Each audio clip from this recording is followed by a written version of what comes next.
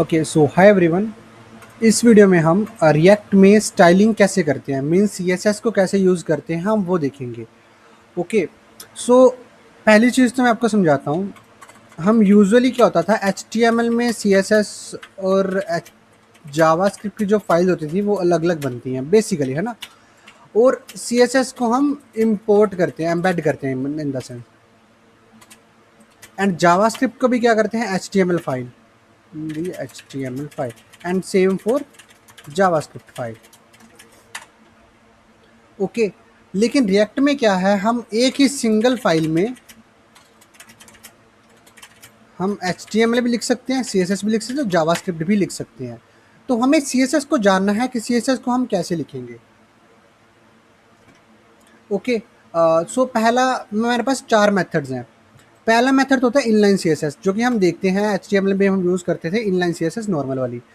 Second method है हमारे पास object वाला, वो अभी हम देखेंगे, ये न्यू होगा आपके लिए। थर्ड है हमारे पास method external file. External file वाला जो भी हम index dot C S S file से लिखते थे वो चीज़ हो गई। फोर्थ हमारे पास है external file with module method, ये आपके लिए न्यू होगा। सो सेकंड एंड फोर्थ आपके लिए न्यू होगा, बाकी दोनों आपने ऑलरेडी देखे होंगे। हमें जस्ट देखना है कि कीवर्ड्स हमने कौन से यूज़ करने हैं बस। तो पहले हम चलते हैं inline C S S normally, तो हम स्टाइल कीवर्ड यूज़ करते थे, ठीक है। अभी यहाँ पे नोट्स लिखता रहता मैं नीचे ना, आपके लिए काम आएंगे। पहला note, while working on CSS in the HTML and React file, we have to write CSS in the form of JavaScript object। Okay मतलब हमें क्या लिखना है, जो भी हमारी CSS होगी ना वो जावास्क्रिप्ट के ऑब्जेक्ट की फॉर्म में लिखना है। एक चीज़ तो ध्यान रखना है।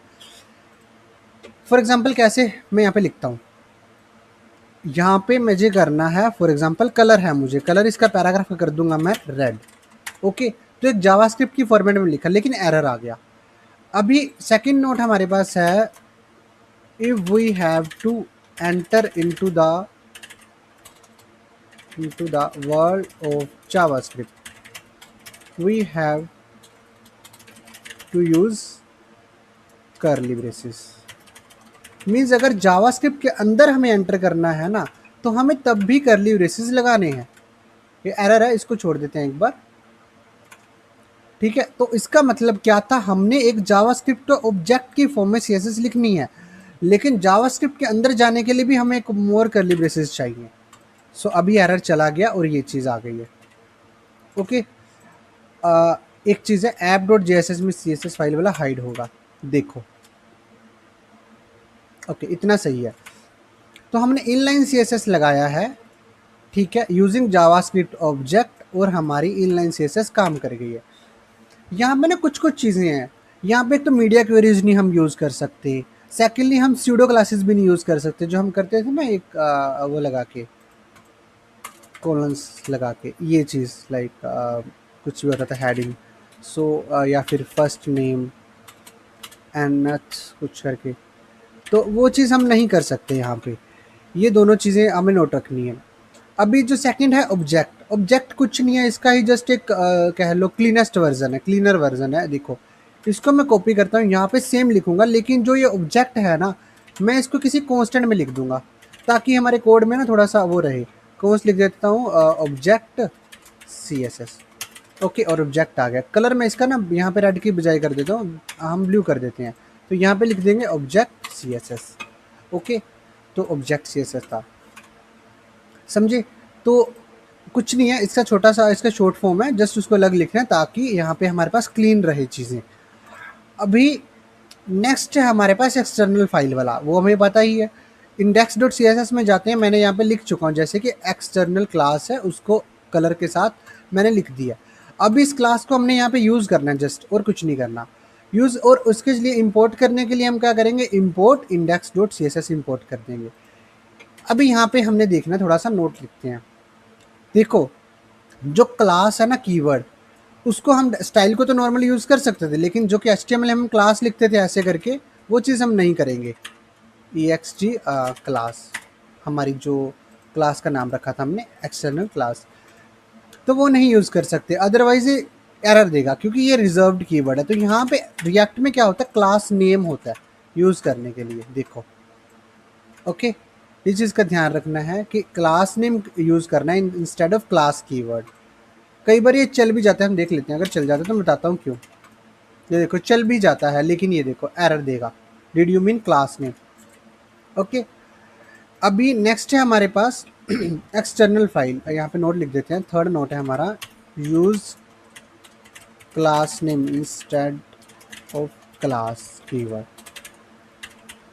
Because class is a reserve.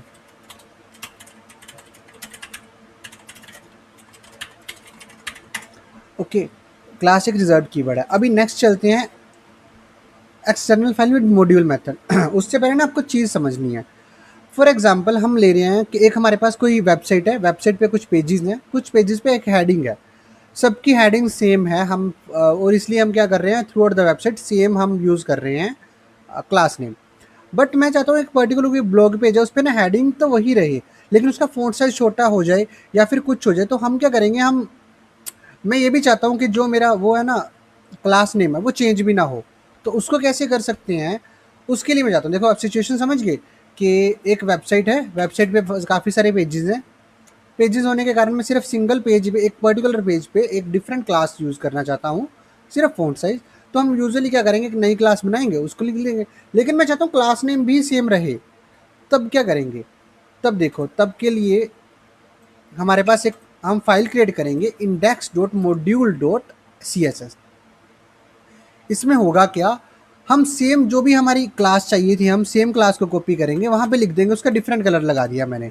Okay, अभी यहाँ पे आने के बाद जब मॉड्यूल CSS को इंपोर्ट करते हैं ना, तो उस वो होती है module CSS will be imported in the form of object। Means ऐसे दिखता है वो, मीन्स हम करेंगे, सपोज करो स्टाइल्स के नाम से हमने इंपोर्ट कर लिया, ये हमारे हाथ में होता है स्टाइल्स। ओके, तो वो जो है ना, जो बचा है वो ऐसे दिखेगा। स्टाइल्स के अंदर एक एक्सटर्नल कीवर्ड होगा, उसके अंदर एक सब क्लास होगी, मीन्स इन द सेंस कह लो ऐसा होगा, सॉरी, ठीक है। स्टाइल्स एक ऑब्जेक्ट होगा, फिर उसके अंदर एक सब ऑब्जेक्ट होगा, उसके अंदर जो भी होगा वो अपने आप इंपोर्ट करके यहाँ पे उसको एम्बेड करेगा। देख रहे हो। तो पहली चीज़ तो हम जब इंपोर्ट करेंगे विद स्टाइल्स एक नाम से ऑब्जेक्ट से, हमारे हाथ में कुछ भी कर लो, फ्रॉम दिस। ओके, अब यहाँ पे जब हम इंपोर्ट लिखेंगे तो हम क्लास नेम ही लिखेंगे, एंड यहाँ पे ना हम अभी इन्वर्टेड कॉमर्स की जगह पे हम कर्ली ब्रेसेस यूज़ करेंगे। उसका रीज़न क्या होगा, क्योंकि अभी हमने देखा कि स्टाइल्स एक ऑब्जेक्ट है, और ऑब्जेक्ट को वर्क करने के लिए हमें क्या चाहिए, जावास्क्रिप्ट, और जावास्क्रिप्ट के वर्ल्ड में एंटर करने के लिए हमें कर्ली ब्रेसेस चाहिए। तो हम क्या लिखेंगे, यहाँ पे स्टाइल्स लिखेंगे, डॉट स्टाइल्स के अंदर जो सब ऑब्जेक्ट है ext क्लास, वो लिख देंगे, इंपोर्ट करेंगे। आप देखो ये चल गया। तो इस तरीके से हमारे पास 4 मेथड्स हैं CSS के, और यहाँ पे PDF भी है। अगर किसी को PDF से पढ़ना है तो आपके इंटरव्यू के क्वेश्चंस भी प्रिपेयर हो सकते हैं यहाँ से। मेथड है, सारे मेथड लिख चुके हैं, मेथड 1 2 3 4, एंड आपको सारा पता चल जाएगा, ठीक है। एंड यहाँ पे आपके पास सारा ऑब्जेक्ट सारा क्रिएटेड भी है, आर्किटेक्चर भी एंड एवरीथिंग। ओके, तो आप इससे इसको रेफ़र कर सकते हो, इसका मैं PDF का लिंक भी उसमें डाल दूँगा, ओके, डिस्क्रिप्शन में। Thank you.